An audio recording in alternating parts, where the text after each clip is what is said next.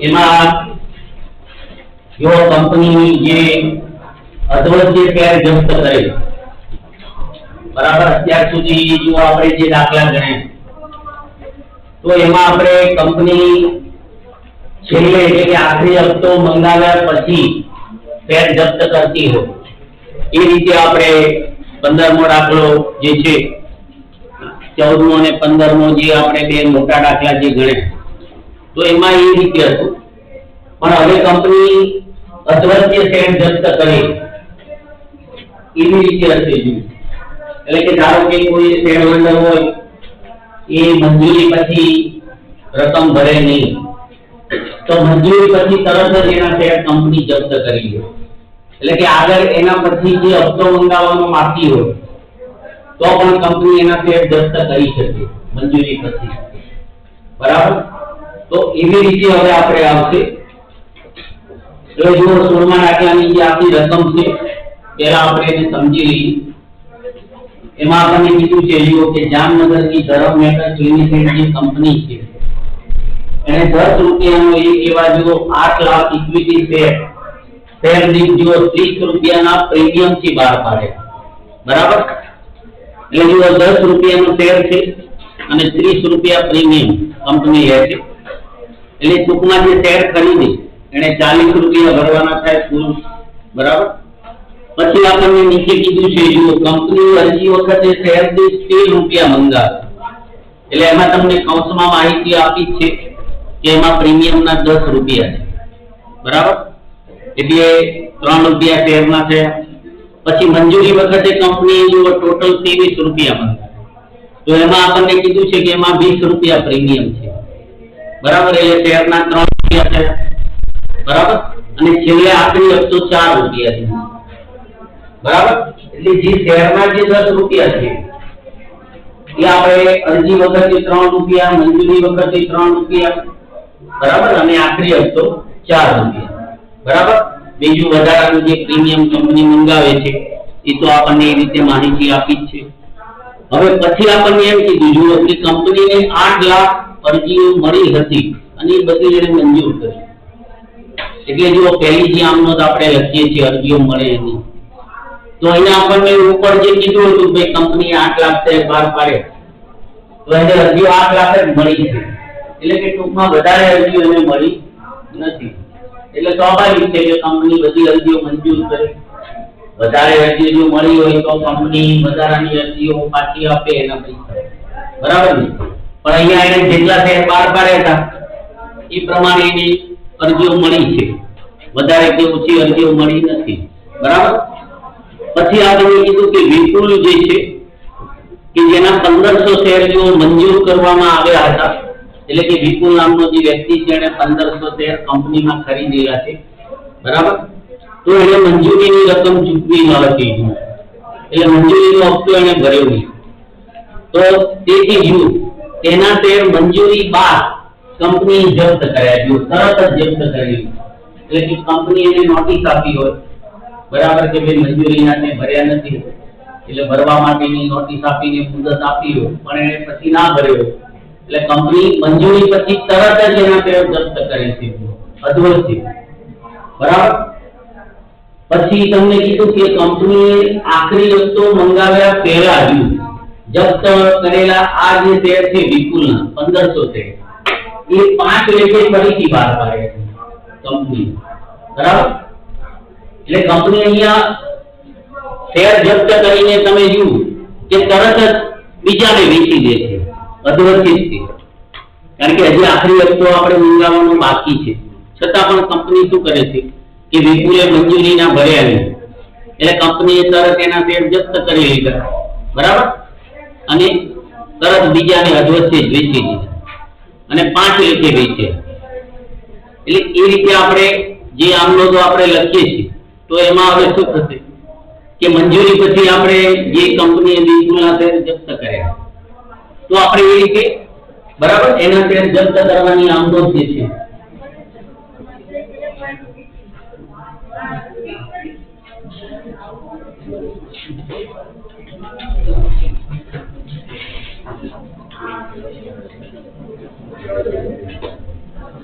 એટલે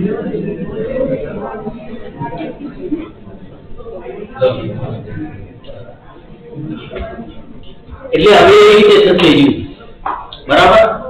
જે શેર જપ્ત કરવાની આમ નોંધ આપણે આખરી હપ્તા પછી છેલ્લે લખતા હતા, એ જપ્ત કરવાની અને બહાર પાડવાની આમ નોંધ આપણે વચ્ચે આવી હતી બરાબર. બીજો કઈ ફેર નથી.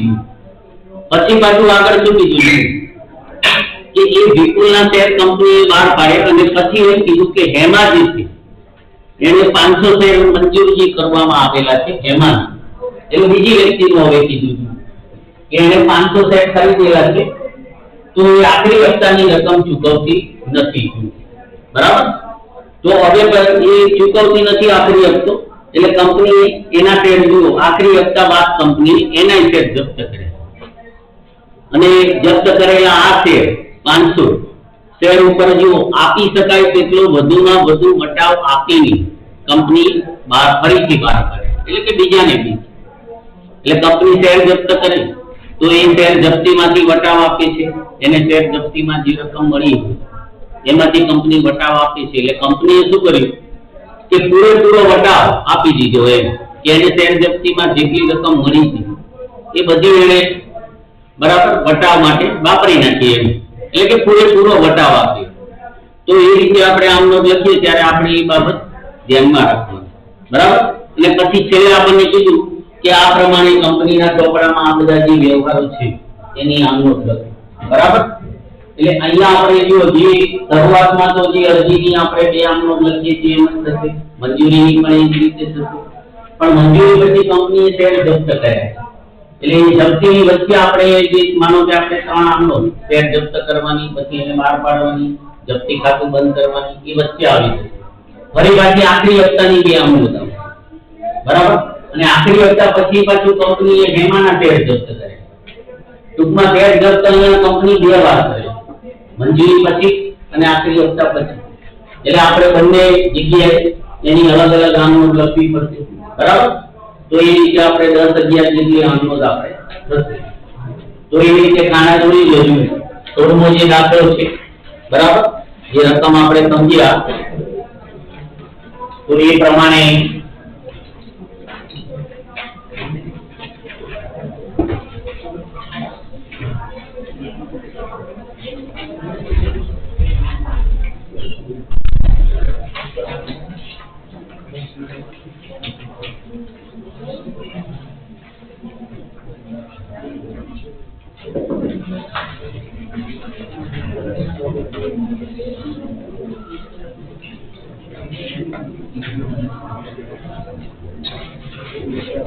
હજી પણ જો નાના દોડતી વખતે અમુક જણા બક વાતું કરે છે.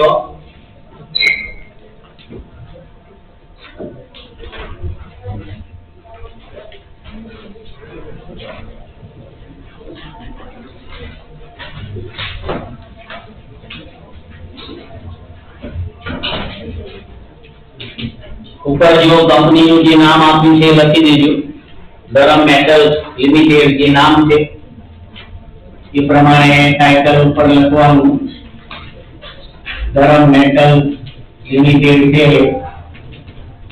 એના ચોપડામાં આમનો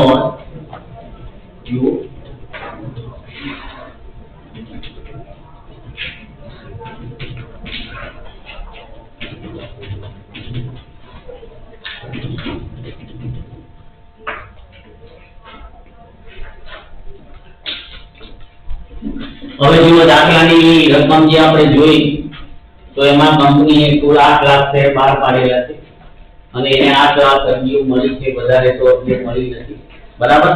એટલે અરજીમાં જો કંપનીએ જે 13 રૂપિયા મંગાયા છે પ્રીમિયમ સાથે બરાબર ને, તો પહેલી આમ નોંધ આપણે 13 રૂપિયા પ્રમાણે 8 લાખ શેર ઉપર જે અરજીઓ મળી એની પહેલી આમ નોંધ એ રીતે લખો જુઓ, બેંક ખાતે ઉધાર તે આપણે ઇક્વિટી શેર અરજી સાથે પહેલી આમ નોંધ એટલે કે 8 લાખ ગુણ્યા 13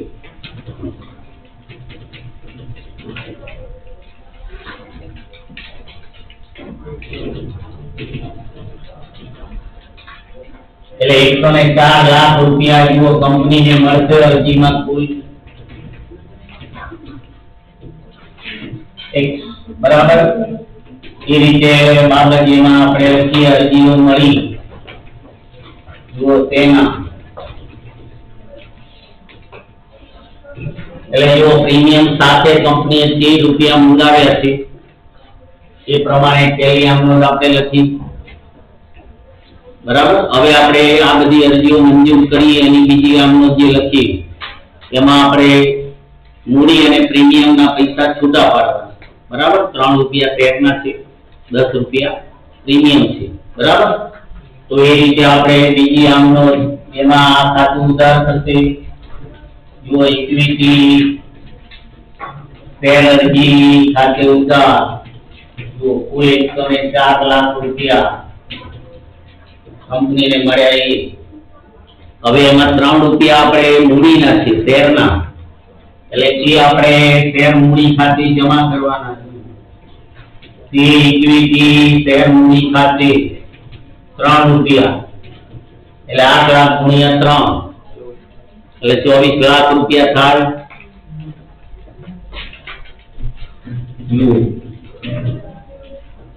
અને 10 રૂપિયા આપણે પ્રીમિયમ છે જામીનગીરી પ્રીમિયમ ખાતે જમા થશે એટલે કે 8 લાખ ગુણ્યા 10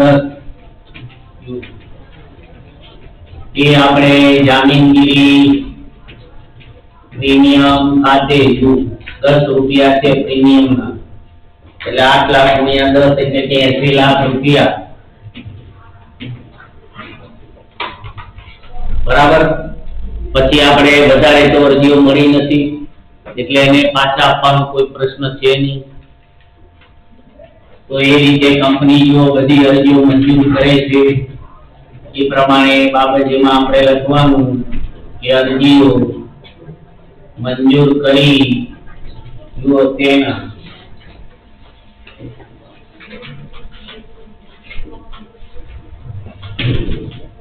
એટલે જો અરજીની બે આમનોંધ આપણે જેમ લખીએ છીએ એ પ્રમાણે થઈ અહીંયા। હવે આપણે મંજૂરીની રકમ કંપની આગળ મંગાવે છે બરાબર। તો રકમ પ્રમાણે આપણને જો મંજૂરીના ટોટલ 23 રૂપિયા કંપની પ્રીમિયમ સાથે મંગાવે છે 8 લાખ શેર ઉપર એટલે મંજૂરીની રકમ મંગાવવાની આપણે આમનોંધ લખીએ જો ઇક્વિટી શેર મંજૂરી ખાતે ઉધાર એટલે કુલ આપણે 23 રૂપિયા મંગાવે છે કંપની એટલે કે 8 લાખ ગુણ્યા 23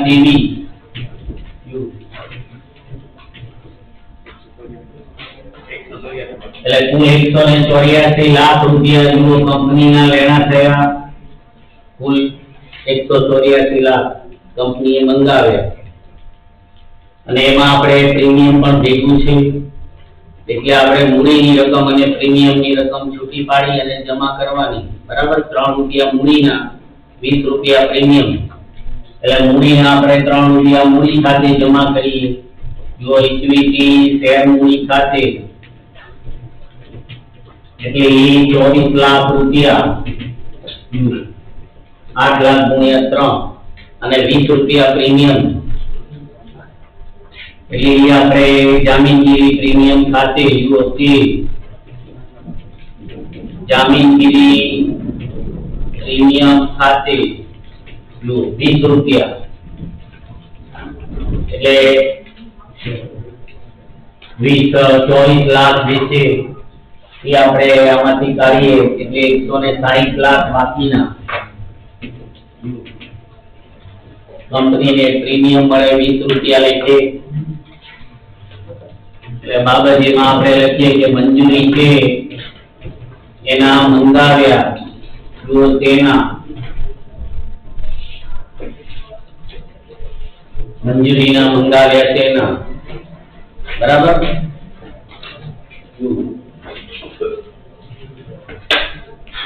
હવે ચોથી આમનોંધ કંપનીને જે મંજૂરી ના મળે એની થાય તો દાખલામાં આપણને કીધું છે કે વિપુલ નામનો જે શેર હોલ્ડર હતો એ મંજૂરીની રકમ ભરતો નથી બરાબર।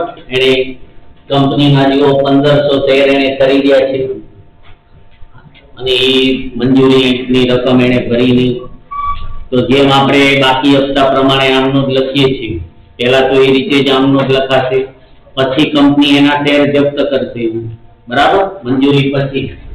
એટલે ચોથી આમનો આપણે એ રીતે આવશે, જો બેંક ખાતે ઉધાર,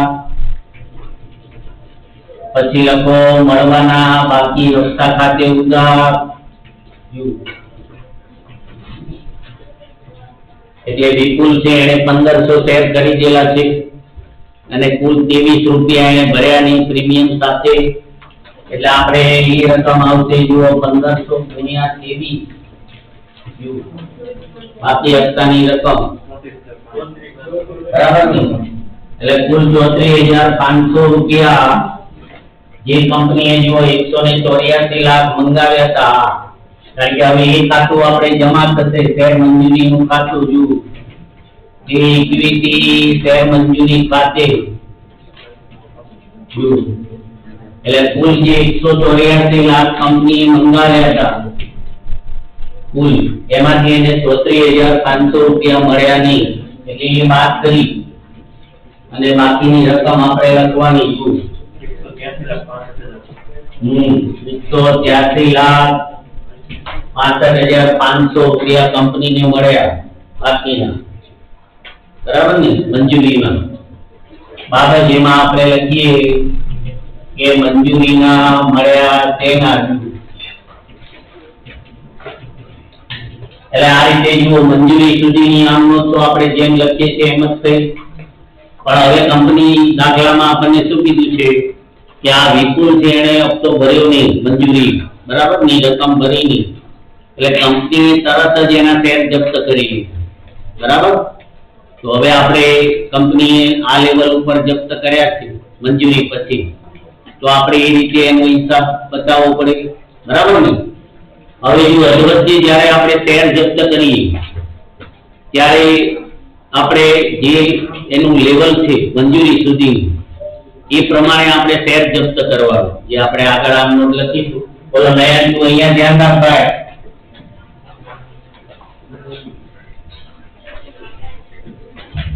મંજૂરી પછીનું જો જે આપણને અત્યાર સુધી આપણે આખરી હપ્તા પછી શેર જપ્તીની આમ નોંધો આવતી હતી, એટલે શેરની જે કુલ રકમ હોય 10 રૂપિયા, તો એ પ્રમાણે આપણે શેર જપ્ત કરતા કે ભાઈ 10 રૂપિયામાંથી એને કેટલા ભર્યા અને કેટલા ના ભર્યા. પણ હવે શું થશે કે કંપની મંજૂરી પછી શેર જપ્ત કરે છે અધવચ્ચે, શેર આપણો 10 રૂપિયાનો છે પણ હજી આખરી હપ્તો તો મંગાવવાનો બાકી છે, સમજે? એટલે એ પ્રમાણે હવે આપણે સમજવાનું કે ભાઈ અહીં સુધીની રકમ આપણે અરજીમાં કંપનીએ જે શેર છે 10 રૂપિયાનો શેર છે, તો અરજીમાં કંપનીએ 3 રૂપિયા મંગાવ્યા છે, બરાબર, અરજીમાં, અને મંજૂરીમાં કંપનીએ મંજૂરીમાં પણ તમે જુઓ કે 3 રૂપિયા મંગાવેલા છે શેરના, એટલે 3 ને 3 6 થયા. કારણ કે હજી આપણે આખરી હપ્તો 4 રૂપિયાનો તો મંગાવવાનો બાકી છે, એટલે આપણું અત્યારનું લેવલ તમે જુઓ 6 રૂપિયા છે, કે અત્યારે કંપની શેર જપ્ત કરે છે તો એની કિંમત 6 રૂપિયા ગણાય, બરાબર. તો એ રીતે આપણે શેર જપ્ત કરીએ ત્યારે આ હિસાબ આપણે ધ્યાનમાં લેવો પડે કે 6 રૂપિયા છે, બરાબર, તો એમાં એને 3 રૂપિયા ભર્યા છે, જો વિપુલે જે અરજીના તો ભર્યા છે તો ફરજિયાત ભરવા જ પડે, પણ વિપુલે મંજૂરીના નથી ભર્યા છે, એટલે આ 3 રૂપિયા એને જે ભર્યા એ કંપની શું કરી લેશે? જપ્ત કરી લેશે, બરાબર ને? જેમ આપણે 10 રૂપિયા પ્રમાણે હિસાબ કરતા હતા તો 10 રૂપિયામાંથી એને જે રકમ ભરી હોય એ જપ્ત થઈ ગઈ, તો હવે અહીંયા આપણે 6 રૂપિયાનો હિસાબ છે, એટલે સમાજે એને 3 રૂપિયા ભર્યા છે અને 3 રૂપિયા નથી ભર્યા, એટલે જે મંજૂરીના એને નથી ભર્યા એ પછી જે તે ખાતે જમા થઈ જાય, કારણ કે આપણે બાકી હપ્તાનું ખાતું એનું મંજૂરીનું ઉધાર કરેલું છે. તો આ વસ્તુ જુઓ, કંપની જ્યારે અધવચ્ચે શેર જપ્ત કરેલી ત્યારે આપણે એ શેર કયા લેવલ ઉપર કંપની જપ્ત કરે છે, મંજૂરી પછી કે પહેલા હપ્તા પછી કરે છે, તો એનો હિસાબ જે થતો હોય એ પ્રમાણે આપણે આમનોંધમાં રકમ ધ્યાનમાં લેવાની. આમનોંધ તો આપણે જે લખીએ છીએ એમ જ લખાશે, પણ રકમનું આપણે ખાસ ધ્યાન રાખવું, બરાબર. એટલે આપણે જો આગળ જે પાંચમી આમનોંધ કંપની શેર જપ્ત કરે એની લખીએ એટલે એ રીતે લખો. જુઓ, ઇક્વિટી શેર મૂડી ખાતે ઉધાર. કંપની શેર જપ્ત કરે એટલે શેર મૂડી ખાતે ઉધાર થાય, એ તો આપણે કરીએ છીએ રીતે, બરાબર. પણ અહીંયા આપણે પૂરી રકમ નથી લેવાની, 6 રૂપિયા ધ્યાનમાં લેવાના. જુઓ, 1500 ગુણ્યા 6 એટલે 9000 રૂપિયાનો હિસાબ થયો ઉધાર. જુઓ, 9000 રૂપિયા ઉધાર થયા, બરાબર. 9000 રૂપિયા કુલ થયા. હવે એ 9000 માંથી એને જુઓ 3 રૂપિયા ભર્યા છે હજી, એટલે એ કંપની જપ્ત કરી. એટલે તે આપણે લખવાનું તે શેર જપ્તી ખાતે. તે શેર જપ્તી ખાતે એટલે કે 1500 ગુણ્યા 3 એટલે કે 4500 રૂપિયા એને ભર્યા, અડધા ભર્યા. 6 રૂપિયામાંથી એને અડધા ભર્યા, 3 રૂપિયા ભર્યા અને 3 રૂપિયા નથી ભર્યા મંજૂરીના, એટલે એ મંજૂરી ખાતે આપણે જમા કરી દેવાના. તે શેર મંજૂરી ખાતે, બરાબર. એટલે એમાં આપણે 3 રૂપિયા છે એટલે કે એ પણ 4500 રૂપિયા થયા. તો આ વસ્તુ છે. કંપની જ્યારે અધવચ્ચે શેર જપ્ત કરે ત્યારે આમનો તો આપણે જે છે એમ જ થાય છે, બરાબર. પણ રકમનું આપણે ધ્યાન રાખવાનું, બરાબર. અધવચ્ચે જે રકમ હોય ને એ પ્રમાણે આપણે ભરેલી ના ભરેલી રકમ જોવાની, બરાબર. તો આ રીતે જુઓ, કંપની હવે આ શેર જપ્ત કર્યા એટલે બાબજીમાં આપણે લખીએ કે ભાઈ શેર જપ્ત કર્યા તેના.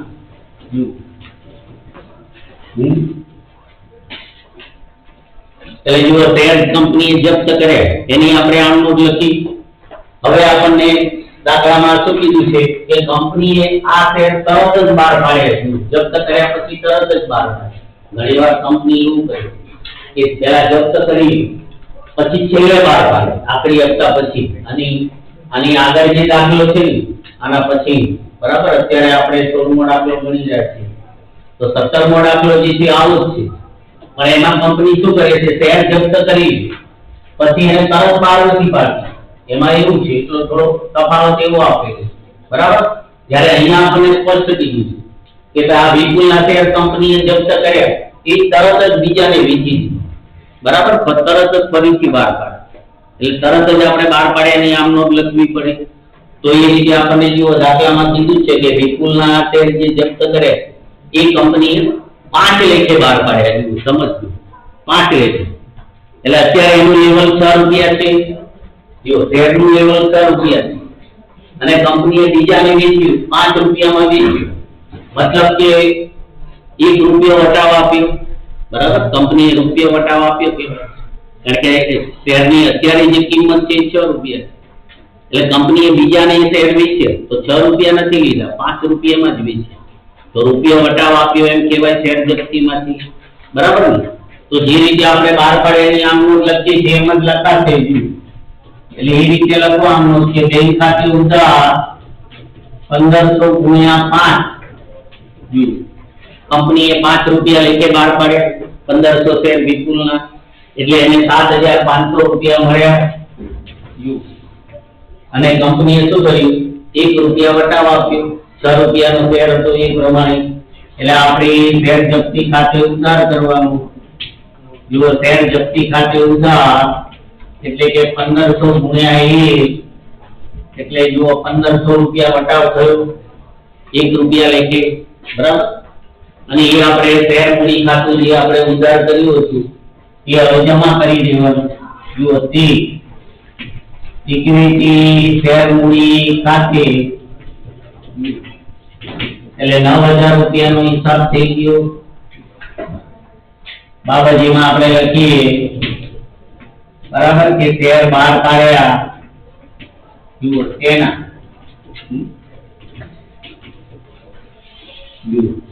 બરાબર. એટલે આ રીતે શું છે, કંપની જો અધવચ્ચે શેર જપ્ત કરે તો આપણે આમ અધવચ્ચે લખવાની છે. અધવચ્ચે જપ્ત કરે, જપ્ત કરીને બહાર પાડી, તો એ રીતે. હવે આપણે બહાર પાડ્યા પછી કંપની શેર જપ્તી ખાતું બંધ કરી, બરાબર. જે તો દરેક દાખલામાં આપણે છેલ્લી આમ નોંધ લખતા હતા, પણ અહીંયા વચ્ચે થશે. તો હવે શેર જપ્તી ખાતું આપણે બંધ કરી દઈએ. જે વિપુલનું શેર જપ્તી ખાતું છે, વિપુલ પાસેથી મળ્યા એનું. તો જો વિપુલે 3 રૂપિયા ભર્યા હતા, 4500 રૂપિયા કંપની જોડે હતા એના ભરેલા, તો કંપની એમાંથી 1500 રૂપિયા વટાવ આપી, બરાબર, જે બીજાને વેચ્યા એટલે 4500 રૂપિયામાંથી કંપનીએ 1500 રૂપિયા વાપર્યા વટાવ તરીકે. તો હવે બાકી એની કંપની જોડે 3000 રૂપિયા વધ્યા વિપુલના ભરેલા. તો એ શેર જપ્તી ખાતું કંપની શું કરે? છેલ્લે બંધ કરી દે, કારણ કે એ શેર તો હવે કંપનીએ બહાર પાડી દીધા છે. એટલે એ રીતે આપણે સાતમી આકૃતિ લખીએ. જો શેર જપ્તી ખાતું આપણે બંધ કરીએ, શેર જપ્તી ખાતે ઉધાર જો 3000 રૂપિયા આવશે, જે વધ્યા એ 4500 માંથી 1500 જાય એટલે 3000 રૂપિયા વધ્યા. તો એ પ્રમાણે આપણે ખાતું શેર જપ્તીનું બંધ કરી દેવાનું. તે આપણે મૂડી અનામત ખાતે 3000 રૂપિયા બાબતમાં આપણે લખીએ કે શેર જપ્તી ખાતું જે છે એ આપણે બંધ કર્યું, બરાબર. તો આ રીતે જુઓ, વચ્ચે એની 3 આમનોંધ થઈ ગઈ મંજૂરી પછી દાખલાની રકમ પ્રમાણે. હવે કંપની આખરી હપ્તો મંગાવે છે જો બધાની જોડે, બરાબર, કારણ કે જે શેર જો વિપુલના જપ્ત કર્યા એ શેર બીજાએ ખરીદ્યા. તો જેણે ખરીદ્યા એ આખરી હપ્તો તો એને ભરવાનો બાકી જ છે, કારણ કે કંપની એને 6 રૂપિયામાં શેર વેચ્યું છે, પૂરેપૂરા પૈસા નથી લીધા કંપની, બરાબર. એટલે એ જેણે શેર ખરીદ્યું એ પણ આખરી હપ્તો તો ભરવાનો જ છે. એટલે કંપનીના જે ટોટલ આપણે 8 લાખ શેર હોલ્ડરો છે એ બધા આખરી હપ્તો ભરશે, કંપની મંગાવશે, બરાબર ને. તો એ રીતે આપણે આખરી હપ્તો મંગાવવાની 8મી આમનોંધ લખીએ. એટલે લખો ઇક્વિટી શેર આખરી હપ્તા ખાતે ઉધાર, એટલે કે 8 લાખ ગુણ્યા 4 આખરી હપ્તો 4 રૂપિયાનો, એટલે 32 લાખ રૂપિયા કંપનીના લેણા થયા. જુઓ, 32 લાખ રૂપિયા કંપનીના લેણા થયા. અને એ પ્રમાણે આપણે શેર મૂડી ખાતું જમા થશે, કારણ કે આમાં પ્રીમિયમ જેવું છે નહીં. પ્રીમિયમ હવે આપણે આગળ પૂરું થઈ ગયું એટલે 32 લાખ સીધા શેર મૂડી ખાતે જમા થશે. એટલે આપણે આખરી હપ્તો મંગાવ્યો જો બાબતમાં આપણે લખવાનું કે આખરી હપ્તો જે છે એ મંગાવ્યો તેના, બરાબર, કંપની એના જે બધા શેર હોલ્ડરો છે એની જોડેથી આખરી હપ્તો મંગાવ. તો હવે આખરી હપ્તામાં આપણને કીધું છે કે હેમા નામની જે વ્યક્તિ હતી તો એને 500 શેર ખરીદેલા, એના મંજૂર થયેલા છે, તો એ આખરી હપ્તો ભરતી નથી. એટલે હવે આપણે મળે એની આમનોંધ લખી તો હેમાનો બાકી હપ્તો છે એ આવશે અને પછી કંપની એના શેર જપ્ત કરશે, બરાબર. તો હવે આ 9મી આમનોંધમાં આપણે એ રીતે લખો કે બેંક ખાતે ઉધાર, પછી લખો મળવાના બાકી હપ્તા ખાતે ઉધાર, એટલે કે 500 ગુણ્યા 4, એમાંના 500 શેર છે ને 4 રૂપિયા લેખે રકમ ભરતી નથી, એટલે 2000 રૂપિયા એ ભરતી નથી. જુઓ, એમાં 2000 રૂપિયા એ નથી ભરતી. એટલે ટોટલ જે 38 કંપનીના 32 લાખ હતા એમાંથી 2000 રૂપિયા એને મળ્યા નહીં, એટલે બાકીના 31 લાખ અને 98000 કંપનીને મળે. હિસાબ પ્રમાણે 2000 આપણે વાત કરીએ તો એ રીતે આપણે આખરી હપ્તાનું ખાતું જમા કરીએ. એટલે તે લખો ઇક્વિટી શેર આખરી હપ્તા ખાતે, આખરી હપ્તા ખાતે કુલ 32 લાખ રૂપિયા બાબતમાં આપણે લખવાનું કે આખરી હપ્તો જે છે એ મળ્યો કંપની તેના આખરી હપ્તાના નાણાં મળ્યા તેના, બરાબર. એટલે જો 9મી આમનોંધ આપણે આખરી હપ્તો જે કંપની મંગાવે છે અને એમાં હેમા જે છે એ ભરતી નથી, એટલે એ પ્રમાણે આપણે 9મી આમનોંધ આપણે એ રીતે લખી. હવે આગળ આપણે જો કંપની હેમા જે છે એના શેર કંપની જપ્ત કરે છે, બરાબર. આગળ આપણને કીધું છે કે ભાઈ એમાં જે એને હવે આખરી હપ્તો ભર્યો નહીં એટલે કંપની એના શેર જપ્ત કરે અને જપ્ત કરી અને પછી કંપની આપી શકાય એટલો વધુમાં વધુ વટાવ આપી અને બહાર પાડે. તો હવે આપણે એનો જે હવે તો આખરી હપ્તો છે કુલ આપણે 10 રૂપિયાનો હિસાબ છે બરાબર.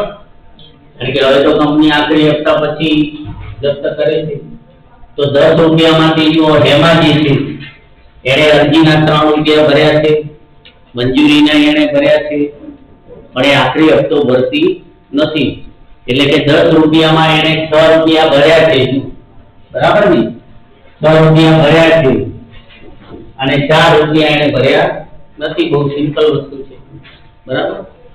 દાખલામાં આપણને લેવલ પ્રમાણે ખબર ખ્યાલ આવી જાય બરાબર.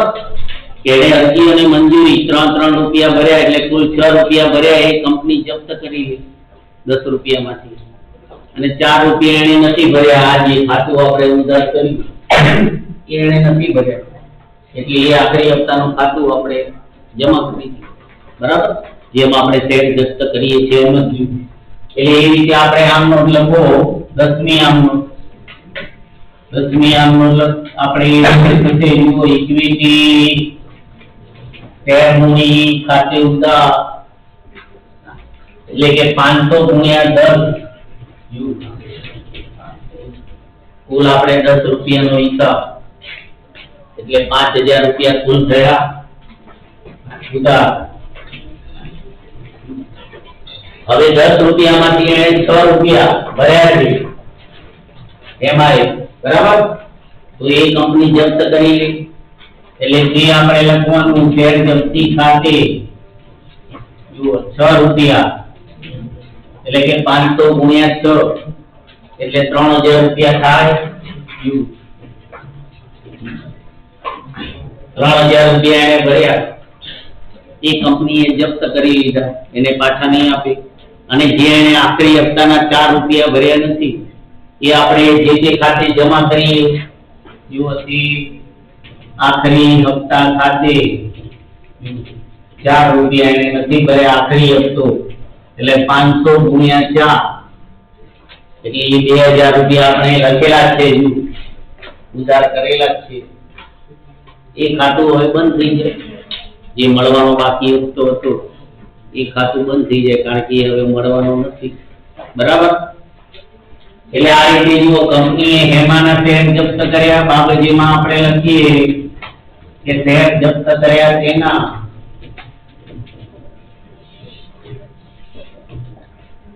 હેમાના શેર કંપનીએ જપ્ત કર્યા બરાબર. હવે આપણને કીધું કે આ શેર કંપનીએ સમજી લેવું ચલાવો ને કારણ કે આપણને ચોપડ નથી કરી કે કંપની એ શેર કેટલામાં વેચી. કોઈ વ્યક્તિગત આપણને 6 રૂપિયા 7 રૂપિયા એવું નથી બરાબર. એટલે કંપની જોડે જે શેર જપ્તીની રકમ હતી એ બધી એને વટાવ તરીકે આપી પડ્યાની આમનો એ રીતે લખી દેવાની કે બેંક ખાતે ઉધાર 2000 કંપનીને 2000 મળ્યા બરાબર. 5000 માંથી 2000 મળ્યા અને 3000 એને બધો વટાવ આપી દીધો. આ બધી રકમ વટાવમાં એટલે એ આપણે ઉધાર કરી નાખવાની.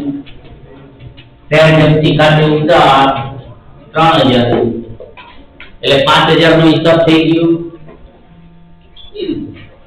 એટલે શેર જપ્તી ખાતું અહીંયા તમે જોયું એની જાતે જ બંધ થઈ જાય છે. કંપનીને 3000 મળ્યા હતા અને પૂરેપૂરો એને વટાવ આપી દીધો એટલે હવે શેર જપ્તી ખાતામાં કઈ વધ્યું નથી. એટલે જે હવે શેર જપ્તી ખાતું બંધ કરવાની જે આપણે આગળ આમનો લખીએ છીએ એ આમાં જરૂર પડશે નહીં. આ આપણી છેલ્લી આમનો થશે બરાબર. તો એ રીતે શેર મૂડી ખાતું જમા કરો જુઓ તે લખો ઇક્વિટી શેર મૂડી ખાતે એટલે 5000 રૂપિયા કુલ રકમ આપણી જમા થઈ ગઈ. આ બાજુમાં આપણે લખીએ કે શેર જે છે એ બહાર પાડ્યા જુઓ તેના બરાબર. તો આવી રીતે દાખલામાં આપણે એવો જોઈ શકીએ છીએ કે કંપની જે છે એ બહાર પાડેલા જે શેર હોય એની પર હપ્તો જો ના ભરે તો કંપની શેર અધવચ્ચે પણ જપ્ત કરી શકે છે. એવું નથી કે કંપની આખરે હપ્તા પછી જપ્ત કરે, બરાબર. અને અહીંયા કંપની તમે જુઓ કે અધવચ્ચે શેર જપ્ત કરી અને ફરી અધવચ્ચે જ બહાર પાડી દે, બરાબર. એટલે એ પણ બાબત અહીંયા સાથે સંકળાયેલી છે. કંપની અધવચ્ચે શેર જપ્ત કર્યા, તરત જ બહાર પાડી, એટલે આપણે એ આમનો તો જે છેલ્લે આપણે લખતા હતા એ વચ્ચે આવી જાય છે, બરાબર. આમનો તો જેમ આપણે કેમ છેલ્લે લખતા, તો જેના શેર કંપની અધવચ્ચે જપ્ત કર્યા તો એના માટે આપણે અધવચ્ચે જમા કરીએ છીએ, બરાબર. પછી જુઓ, પરીક્ષામાં તમારે આજે આ દાખલો ગણ્યો ત્યાં સુધી, બરાબર, તમારે અભ્યાસક્રમ સમજવાનો, બાકી